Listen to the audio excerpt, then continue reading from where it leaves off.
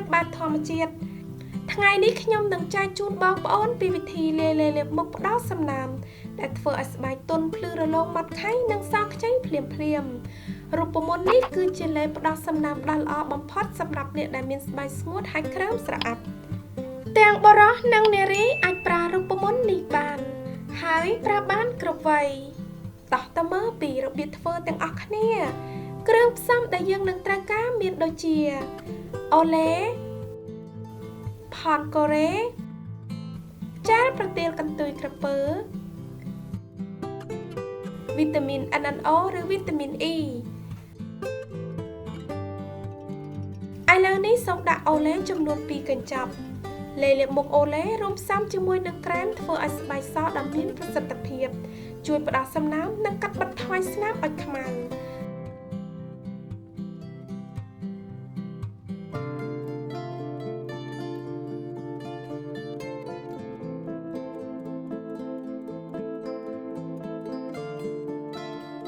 បន្ទាប់មកទៀតដាក់លេបមុខផនកូរ៉េចំនួន2កញ្ចប់លេបមុខផនកូរ៉េជួយធ្វើឲ្យស្បែកសភ្លឺរលោងបង់រួមរនញើសជាមួយនឹងការការពារកម្ដៅថ្ងៃបែបធម្មជាតិ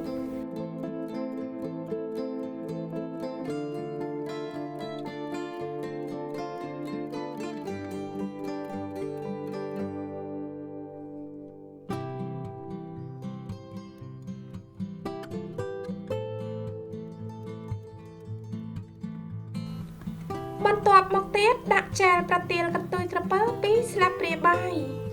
ចាលប្រទាលកន្ទុយក្រពើជួយព្យាបាលស្បែកធ្វើឲ្យស្បែកសភ្លឺថ្លានិងមានសំណើម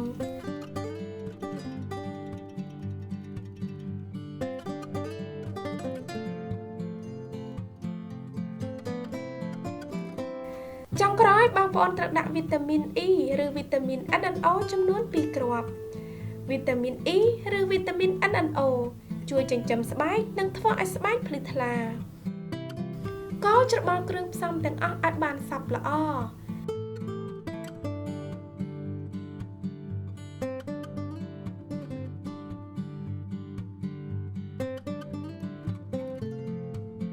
លេបផ្ដោតសំណើមរបស់យើងគឺបានរួចរាល់ហើយ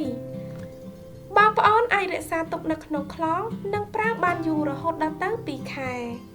លាបលេនេះនៅពេលព្រឹកក្រោយលាងសម្អាតមុខរួចប្រើលេនេះគ្រប់ពេលដែលបងប្អូនចង់ប្រើជាពិសេសពេលបងប្អូនចេញក្រៅបងប្អូននឹងទទួលបានស្បែកដែលសទន់ភ្លឺម៉ត់រលោងភ្លាម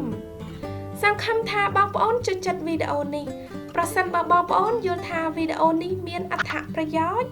សូមជួយចុច like ចុច share និងចុច subscribe YouTube Channel របស់នាងខ្ញុំផងណា